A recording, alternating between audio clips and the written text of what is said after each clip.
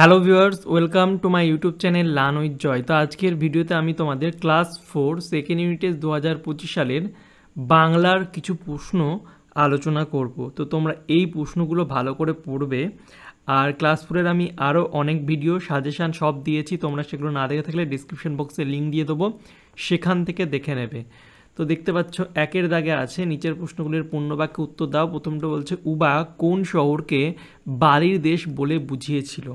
তো উবা হচ্ছে কলকাতা শহরকে বালির দেশ বলে বুঝিয়েছিল। পৃথিবীর বৃহত্তম নদী কোনটি? পৃথিবীর বৃহত্তম নদী হচ্ছে আমাজন। নেক্সট বলছে আমুন্ড সেন কোন দেশের মানুষ? তিনি হচ্ছেন নরওয়ের মানুষ। নেক্সট লীলা মজুমদারের লেখা একটি বই এর নাম হচ্ছে কি হলুদ পাখির পালক। তারপরে টমবয় শব্দের অর্থ কি? টমবয় শব্দের অর্থ হচ্ছে ডান পিঠে। দুইয়ের হচ্ছে শব্দজুড়ি থেকে উপযুক্ত শব্দ দিয়ে শূন্যস্থান পূরণ করো। তো নৌকা এগিয়ে চলে ড্যাশ করে। তো নৌকা কিভাবে এগিয়ে চলে? নৌকা হচ্ছে তত্তর করে এগিয়ে চলে। তারপরটা বলছে ড্যাশ জল দাঁড়িয়ে গেছে। তো হচ্ছে শোষ জল দাঁড়িয়ে গেছে। ঠিক আছে। তারপরে দেখো বলছে পাতার ফাঁক দিয়ে বাতাস বয়, এটা কেমন? এটা হচ্ছে মাঠে মাঠে। তারপরে আমি টক টক করে কাঁপতে কাঁপতে হাঁটতে লাগলাম। এরপরে সমার্থক শব্দ তোমাদের পরীক্ষায় এমন দেয়, অনেক দেয়, বই যেগুলো আছে সেগুলো ভালো করে পড়বে। তো শিলা, শিলার হচ্ছে পাথর, আর প্রাচীর হচ্ছে কি দেওয়াল। এবার ডান দিক বাম দিক মেলাতে হবে। বাম দিকে আছে আলো।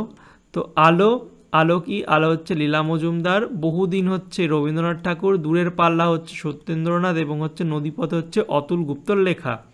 তো কার কোনটা লেখা দিয়েছে? এরপরে নিচের প্রশ্ন যথাযথ উত্তর দেওয়া হচ্ছে দুঃখিনী তুই, তাই তো মাই দুঃখ ঘুচায় আজ। এটি কোন লাইন, কবিতার লাইন? কবির নাম কি? আর এই লাইনটির মাধ্যমে কবি কি বলতে চেয়েছেন?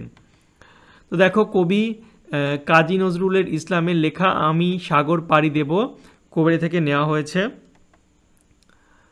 এরপরে দেখো বলছে নিচের বাক্যগুলির কোন পুরুষ ব্যবহার করা হয়েছে লেখো। তো এটা হচ্ছে যে যার বাড়ি ফিরে যায়, এটা হচ্ছে মধ্যম পুরুষ। বসে বসে দেখি, এটা হচ্ছে উত্তম পুরুষ। সে গাছ কোমর বেঁধে আমাদের আগে আগে গাছে উঠে যায়, এটা হচ্ছে প্রথম পুরুষ। তার পুরু কাঁথার মধ্যে সেধিয়ে গেলাম শরীর গরম করতে, এটা হচ্ছে উত্তম পুরুষ। এরপরে দেখো বলছে নিচের বাক্যে কোন বচন ব্যবহার করা হয়েছে? তো ধলেশ্বরী ক্ষেপা নদী, এটা হচ্ছে ধলেশ্বরী এক বচন। মা জলের দেশের মেয়ে, এটা হচ্ছে মা এক বচন, মেয়ে হচ্ছে এক বচন। তারপর হচ্ছে মাঝিরা নাকি নুন বেশি খায়, এটা হচ্ছে মাঝিরা হচ্ছে বহু বচন। আর সন্ধ্যাবেলায় শাক বেজে ওঠে, শাক হচ্ছে এক বচন। তো এইগুলো হচ্ছে যেগুলো যেগুলো এক বচন সেগুলো লিখলাম। ঠিক আছে, বহু বচন এক বচন দেখে নিবা। এবার সন্ধি বিচ্ছেদ বিদ্যালয়, বিদ্যালয়ের হচ্ছে বিদ্যাযুক্ত আলয়, আর সূর্যোদয়ের হচ্ছে সূর্যযুক্ত উদয়, যুক্ত উদয় হবে। ঠিক আছে। তো কিছু আমি প্রশ্ন আলোচনা করলাম, কাল তোমাদের পরীক্ষা, বেশি প্রশ্ন দিলাম না। এর আগে অনেক ভিডিও করেছি, সেগুলো তোমরা যদি দেখে থাকো খুব ভালো, না দেখে থাকলে সময় পেলে অবশ্যই দেখে নেবে। আর সাজেশানটা অবশ্যই দেখবে, আশা করছি এর মধ্যেই তোমাদের পরীক্ষাতে আসবে।